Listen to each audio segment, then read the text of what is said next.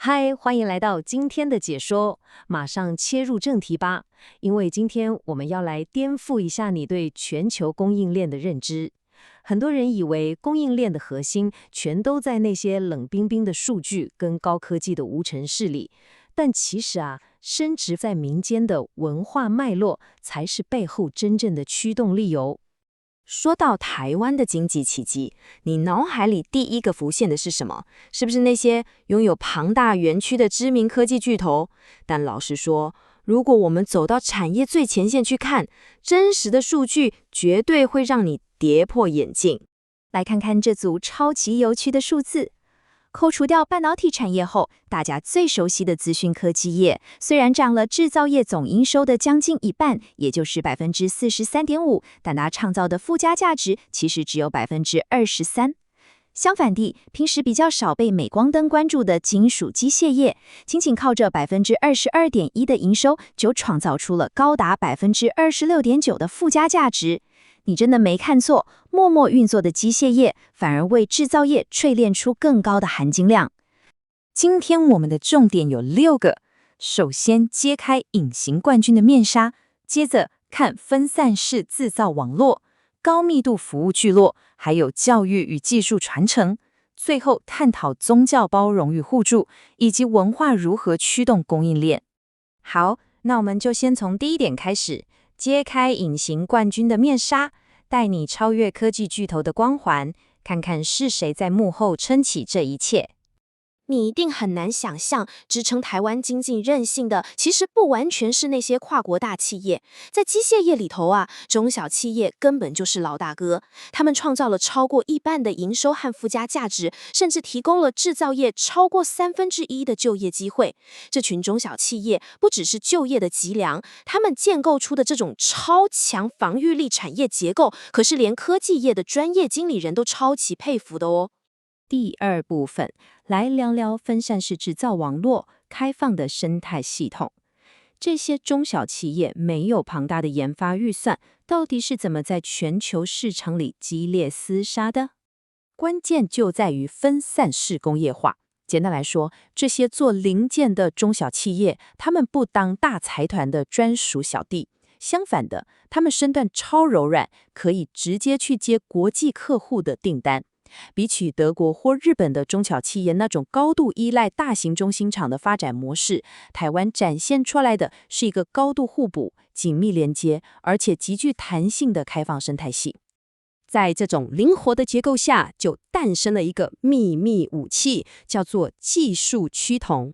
当这些零件厂帮某个客户解决了超难的钻孔或检修问题后，这些俗称黑手拼成头家的老板们会直接把这套神乎其技的制程突破跨界拿去用在完全不同的产业上。中小企业就是这样透过跨界获取灵感，突破国际竞争瓶颈的。这种极致的灵活度真的超猛。这其实就是一个不会停下来的跨产业学习大围圈。你看，遇到挑战，接着靠着现场师傅的工艺精神慢慢改良，最后再把新招式应用到全球供应链上。没错，真正的创新不一定都在无尘室里，而是在充满机油味的生产线上。这种靠实务经验累积出来的关键制程突破，根本就是台湾产业升级最棒的活材教啊！进入第3部分，高密度服务聚落。要真正抓到这种分散式网络的精髓，我们必须暂时走出工厂，把整个台湾社会当作基础设施来看。我们来玩个有趣的比较，大家都觉得日本超商有够多，对吧？但台湾其实更夸张，平均每2.57平方公里就有一家。这可不只是买杯咖啡很方便而已哦，它完美缩影了台湾社会那种高度网络化、服务导向的特质，也点出了台日两国在社会结构跟文化上的有趣差异。就像超商就在你家楼下，台湾的工业地景也是同一个 DNA 孕育出来的。你需要专门的零件加工，打通电话或者骑车过个路口，马上就找到了。这种密集的服务机能跟软实力，让制造业聚落稳如泰山。从超商的高密度运作，看出台日社会文化的服务差异，甚至延伸到制造聚落的深层关联，是不是非常有意思？接下来第4单元，来看看教育与技术传承，也就是人力资本的基石。高品质的制造业到底靠什么撑起来？答案是人。台湾普及的12年国教，还有学生在国际 PISA 数学和阅读评比中的顶尖表现，代表什么？代表劳动力素质超高，年轻一辈有足够的知识和文化素养，去把老师傅那种深厚的传统工艺学起来，再结合现代工程技术去升级。正是这种深厚的教育素养，不断强化着制造业的技术根基。除了学校教育，我们来到第5点，宗教包容与互助。这是社群里一股看不见却无比强大的信任之网。先猜一个数字，33000，这是什么？这是台湾宗教场所的总数，平均每1平方公里的土地上就有一座寺庙或教堂。这在全世界真的是极为罕见的，它直接在民间铺成了一张超大、超分散又超紧密的社区支持网。从佛教的慈善团体到热闹的妈祖绕境，这种多元包容的宗教跟民俗节庆，早就把互相帮忙这4个字刻进台湾人的骨子里了。而在商场上，这代表什么？代表今天的竞争对手遇到危机时，往往会互相拉一把，甚至无私分享技术。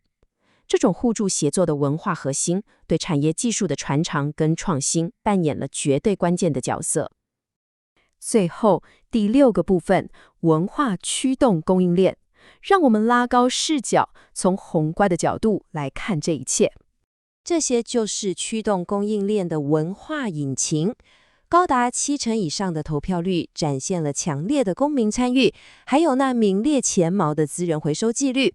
这些看起来好像跟工厂无关，对不对？其实大有关联。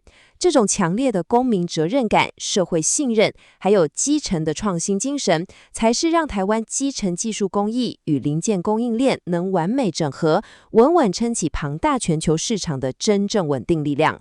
这里有一段话总结的实在太棒了。他说，台湾竞争力的秘方不止在实验室里，它深深镶嵌在社区的互助精神、高密度的服务机能，还有生产现场的工艺精神里。说穿了，台湾的高品质生产体制就是一个以人为本的体制，不是只有冷冰冰的报表，而是活生生的人和深厚的文化素养撑起来的。